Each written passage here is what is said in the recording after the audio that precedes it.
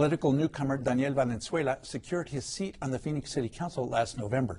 He replaced outgoing Councilman Claude Maddox in District 5, which stretches from Northern Avenue to Thomas Road between 15th and 107th Avenues. With me now is Councilman Daniel Valenzuela. Councilman, congratulations on your victory. We call this our Get to Know segment, so I'd like to start with asking you a little bit about your background. Sure. Thank you for having me. I'm honored. A little bit about my background. First thing I want you to know is I'm a man of faith, family, and community. My wife, Sonya, have been together for over 20 years. She's my high school sweetheart. We have two amazing children, two God-fearing children, and I'm a lifelong Phoenician. Now, I'm also a firefighter out in Glendale, and again, lifelong Phoenician, and I decided to run for the Phoenix City Council. As you mentioned, it worked out, and I've now been blessed with several opportunities to serve. And I want to talk about the campaign, but before we do that, describe the district, the demographics, and maybe a little bit of the history of it. Well, the district is a very hard-working district. You just mentioned the boundaries of the district, and the demographic is the diversity is one of the strengths of the district. It is predominantly Hispanic, over 60% Hispanic, but again, very hard-working district. The history, you mentioned Claude Maddox. He was the council member for 12 years prior to my taking office, and before Councilmember Maddox, it was Councilman John Nelson, who's currently a state senator, and he had the seat for, I want to say, 16 years. So now it's my opportunity to serve as councilman. How many people in the district? There are about 170,000 people who live in the district. Now, keep in mind that in 2012, the redistricting process will occur for the city of Phoenix, and the district will actually grow.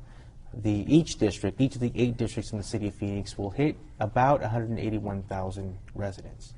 So going to the campaign, Councilman Maddox, I think, was termed out, and he was running also for mayor. He wasn't successful, but he was running for that. What made you decide, other than perhaps the fact that there's a vacancy, to run for that spot?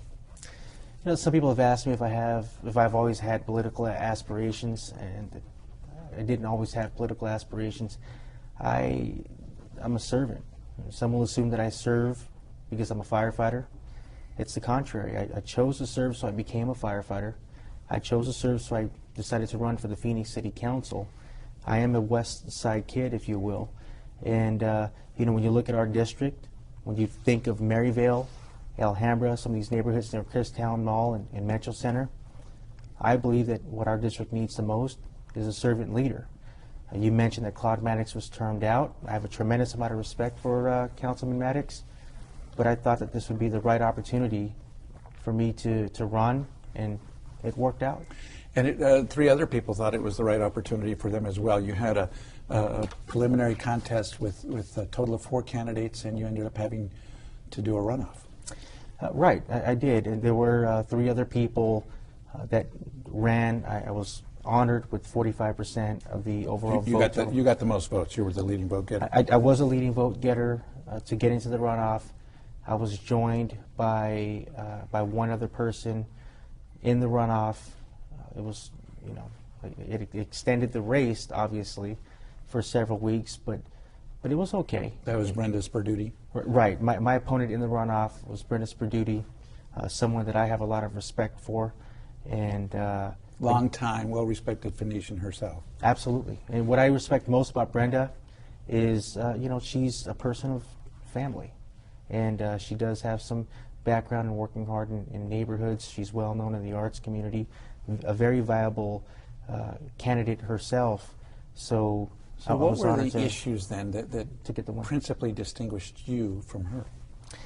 I said it early on. I mean, Brenda, as I mentioned, was a very viable candidate. We did have some differences. She made it known that I was a union member. I necessarily didn't hide it. I am actually proud to be a union member. You're not going to find a firefighter that isn't a union member.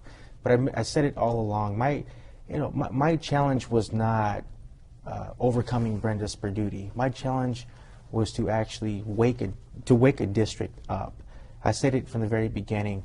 that if you want to know where the most underserved neighborhoods are, you don't have to go on a tour. It's all public record. If you just go and take a look, the precincts with the least amount of votes usually reflect the most underserved neighborhoods. So part of what you were about was voter turnout. From the very beginning. But let me ask you this. I wanted to unions were an issue, at least in the mayoral campaign, and did that have any spillover? Wes Gullett made it a big issue in his race against Craig Stanton. It was certainly brought up as a topic. Now, you asked, was it an issue? No, it wasn't an issue, because on election day I won, and I say this with all humility, but I won with a pretty wide margin. Again, and record turnout, as I understand. It was absolutely a record turnout. If you compare the voting numbers for District 5 from 2007 to that of 2011, the council race that I ran in, the overall voter turnout more than doubled, and the Latino voter turnout increased by nearly 500%. So it was an impressive victory. It got you on the Phoenix City Council. You've been there now since January, the beginning of the year. Let's talk about the issues that are facing you, and I realize some of them have yet to be resolved, but one of them has to do with pensions for city workers. Well, currently there are some contract negotiations going on between the unions and city management. I can only assume that they're going to look at the pensions, to find out, to see what can be reformed, what points of the pension. Do you think that there is some reform that needs to be done? I think it's healthy to look at the pension system, especially now, to find out if it's something that that is viable, that can continue to strengthen our city. Another controversial issue has to do with the food tax. Where are you on that? Well, it is a controversial issue. As far as where I'm at on that, let's keep in mind that I didn't vote on the food tax when it came up. I wasn't on the council. However, I did, it was brought up at every forum, practically, every debate on the campaign trail. And I said it all along, who doesn't loathe any tax, especially one that's on food? But if it's a choice, if I have a choice between a 2% tax on food or taking away your police officers and firefighters, closing down senior centers, after-school programs, and libraries, in my opinion, that is the greater evil. Now, again, I don't appreciate that there's a tax on food, but if it was up to me, I'm going to have to live with that tax on food rather than to make our neighborhoods less safe by cutting public safety and like as I mentioned, closing down libraries and after-school programs and senior centers. I realize it's a little early on to really have a firm opinion about relationships with other council members and the mayor, but there's been a lot of talk about the nastiness that seemed to develop toward the end of the last council term. Some of the people who participated in that aren't there anymore. What's your sense of the level of harmony between the new council and the new mayor? I've been on the Phoenix City Council for just a few weeks, as you mentioned. I have made it a point to sit down with every one of my colleagues prior to even taking office and after taking office. I want to build a personal relationship with them. We all have no choice but to move this city forward. And I have to tell you, again, I wasn't there prior to my term. In talking with some of the other council members, they seem to like where things are headed. The council meetings have been very open. Ideas have been expressed, and we'll see where it goes. I do feel good about where we're headed, though. Good.